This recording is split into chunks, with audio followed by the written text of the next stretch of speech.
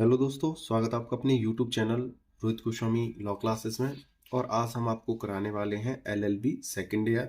Same है हमारा third. Act है प्रोफेशनल एथिक्स और कोड है हमारा 3005 और क्वेश्चन नंबर हमारा 4। अब से पहले मैं आपके 3 क्वेश्चन ऑलरेडी डाल चुका हूं, आप प्ले लिस्ट पे जाकर चेक कर लीजिएगा, आप उन्हें देख लीजिएगा। ठीक है, 3 क्वेश्चन मैं डाल चुका हूं। आज का जो हमारा क्वेश्चन है वो है कानूनी पेशे में अनुशासन। कानूनी पेशे में अनुशासन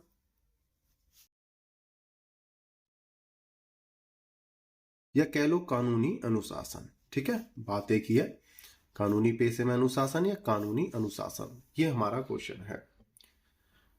जैसा कि मैं अब से पहले जो 3 क्वेश्चन कराए हैं, तीनों में बोला है कि ये जो हमारा एक्ट है ये हमारे आचरण, व्यवहार और नैतिकता को दर्शाता है और हमारे कर्तव्यों को दिखाता है और बताता है कि हमें किस प्रकार से कार्य करना चाहिए। तो इस क्वेश्चन में भी इसी प्रकार से एक क्वेश्चन है कि अगर वकीलों को कैसे कंट्रोल किया जाए, वकीलों के जो अधिकार हैं उनका उल्लंघन होने पर क्या किया जाए, वकीलों को कोई सहायता मिलती है या नहीं मिलती है वकीलों के लिए। ठीक है, उनको कंट्रोल कैसे करा जाए, उन्हें सहायता कैसे दी जाए, वकील बनने के लिए क्या विशेषताएं होनी चाहिए, क्या पढ़ना चाहिए, ये सब चीज हम इस क्वेश्चन में देखेंगे। ये क्वेश्चन बहुत ही महत्वपूर्ण है आपके लिए। और एक बात और बताना चाहता हूं, ये जो पेपर है आपका, आप ये ना सोचना कि सर आपके या मैं आपको 10 या 12 क्वेश्चन कराऊंगा। तो ये जो पेपर है यहाँ पर एग्जामिनर अपनी तरफ से भी कहीं से भी क्वेश्चन बना के दे सकता है। तो ये जो क्वेश्चन अपनी तरफ से जो एग्जामिनर बना के देगा तो उसे अपने विवेक के अनुसार करना है, विवेक और अपने ज्ञान के अनुसार करना है। ठीक है, लेकिन वो जो एग्जामिनर क्वेश्चन बनाएगा वो ये जो 10-12 जो क्वेश्चन है इनका मिला जुला ही एक वर्जन आपको बना के दे देगा। ठीक है, बूझेगा यहीं से, लेकिन मिला जुला कुछ अपनी तरफ से घुमा फिरा के क्वेश्चन आपके सामने पेश कर देगा। तो आपको परेशान नहीं होना है, ये नहीं सोचना है कि ये क्वेश्चन तो हमारे हुआ ही नहीं है या कराया ही नहीं है, तो आप कभी घबराओ और क्वेश्चन को छोड़ के आ जाओ। बात वही होगी, वो एग्जामिनर थोड़ा सा घुमाएगा। ठीक है, और ज्यादातर कोशिश तो यही रहेगी कि इन 10-12 क्वेश्चनों से ही आपका पूरा पेपर फंसे। ठीक है, ज्यादा बात ना करते हुए जो समझाने की चीज है मैंने आपको समझा दिया है और प्रत्येक वीडियो में थोड़ा थोड़ा आपको समझाता रहूंगा। अब अपने क्वेश्चन की तरफ चलते हैं। क्वेश्चन में चलने से पहले आपको आपसे छोटी सी रिक्वेस्ट है, अगर आपने चैनल को अभी तक लाइक, शेयर एंड सब्सक्राइब नहीं किया है तो प्लीज कर लीजिएगा। क्वेश्चन नंबर है हमारा 4। कानूनी पेशे में अनुशासन स्थापित करने के लिए बार काउंसिल के योगदान का वर्णन कीजिए। जैसा कि अभी मैंने बताया है, जैसे वकील होते हैं, वकील को जब पावर मिल जाती है, जब उसका रजिस्ट्रेशन हो जाता है, तो वो अपनी ताकत का गलत इस्तेमाल ना करे। उसके लिए भी तो कुछ होना चाहिए, उसे कौन रोकेगा वकील को, तो उसके लिए भी एक व्यवस्थाएं की गई हैं, उनको पढ़ेंगे। सबसे पहले है अखिल भारतीय बार परिषद तथा राज्यों की बार काउंसिल को विधि पेशे में अनुशासन स्थापित करने का अधिकार है। ये दो होती हैं, एक होती है अखिल भारतीय बार परिषद, ठीक है, और दूसरी होती है राज्यों की बार काउंसिल। ये जो क्या करती है, अनुशासन को स्थापित कराने के लिए कार्य करती है। इन परिषदों का चयन वकीलों द्वारा होता है। इनका जो चयन होता है, जिस प्रकार से चुनाव होते हैं उस प्रकार से ही वकीलों के चुनाव होते हैं और उनके द्वारा ही इन्हें चुना जाता है। ठीक है, लेकिन उसमें सिर्फ भाग वकील ही ले सकते हैं। ठीक है, जिसका, और वो भी वे व्यक्ति ले सकते हैं जिनका रजिस्ट्रेशन हुआ है।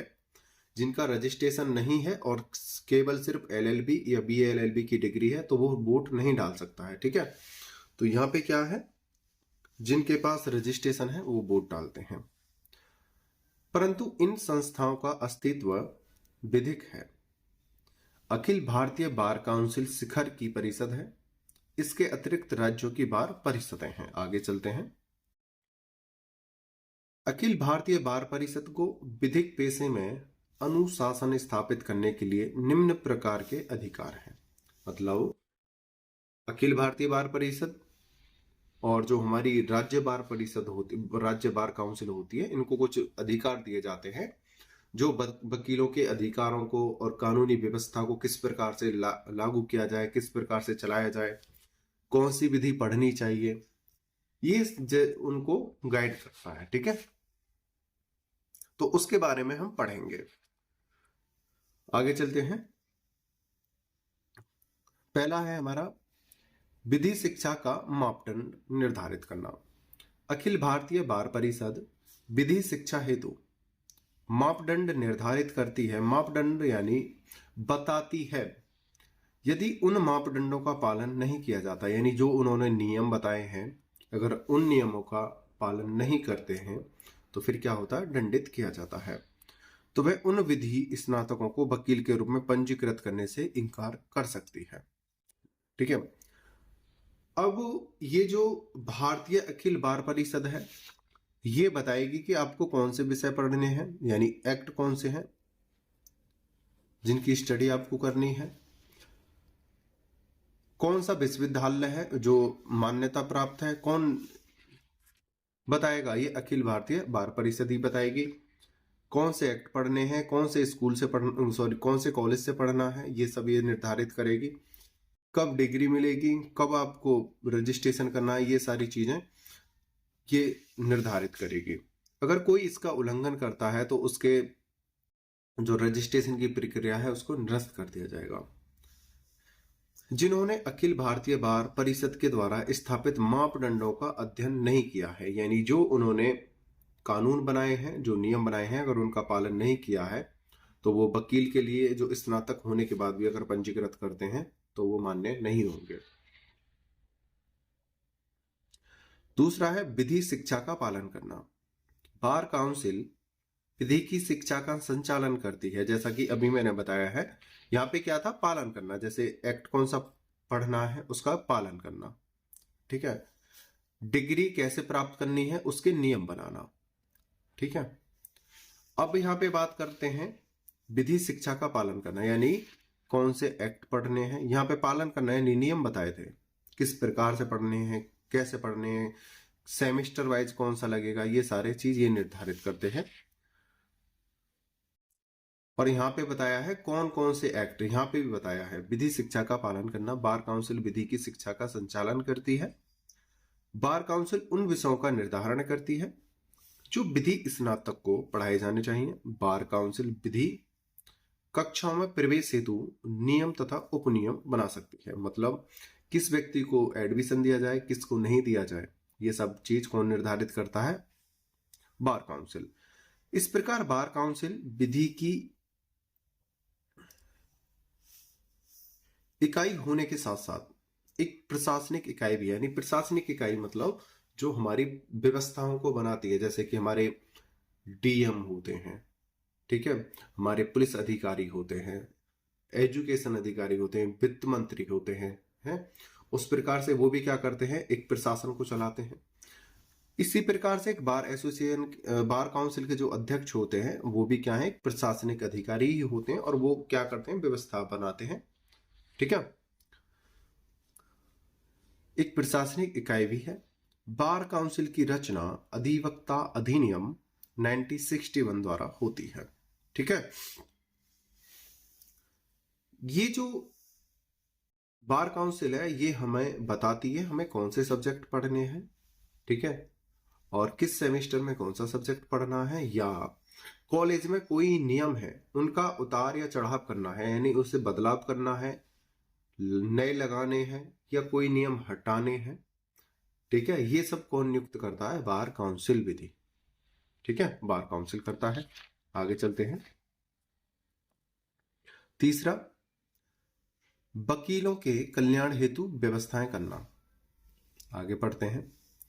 बार काउंसिल वकील के कल्याण हेतु भी व्यवस्थाएं करती हैं, जिसमें बीमा, भविष्य निधि तथा आर्थिक सहायता संबंध भी करती है। अब जो प्राइवेट वकील होते हैं अब उनके पास जो सुविधाएं इतनी नहीं होती हैं, तो उनके लिए भी ये नए नए नियम लाती है, सुविधाएं लेके आती है, ठीक है। जैसे बीमा, भविष्य निधि, आर्थिक सहायता इत्यादि। क्योंकि नए विधि स्नातक को इस व्यवसाय में अपना स्थान बनाने के लिए कठिन और दीर्घकालीन संघर्ष करना पड़ता है। जैसा कि आप प्रत्येक स्टूडेंट को पता होगा, छोटे बड़े भाई बहन सब जानते हैं कि जो विधि का पेशा है एक लंबा पेशा है। इसमें कोई भी जल्दी से और आसानी से अपने पाम नहीं जमा पाता है, पॉपुलर नहीं हो पाता है। तो उस बीच में जो हमारा गैपिंग टाइम होता है एजुकेशन, एलएलबी की एजुकेशन के बाद और एक प्रॉपर वकील बनने के लिए, उसमें जो समय लगता है 8, 10, 15 साल, उस समय में हमें आर्थिक तंगी की हालत में ये हमें मदद करती है, ठीक है, और अन्य सुविधाएं भी देती है। इसलिए बार काउंसिल निम्न सुविधाएं देती है जिससे वकील के परिवार को कोई आर्थिक समस्या ना हो। राज्यों की बार परिषद का चुनाव व्यवसाय में लगे वकीलों द्वारा होता है।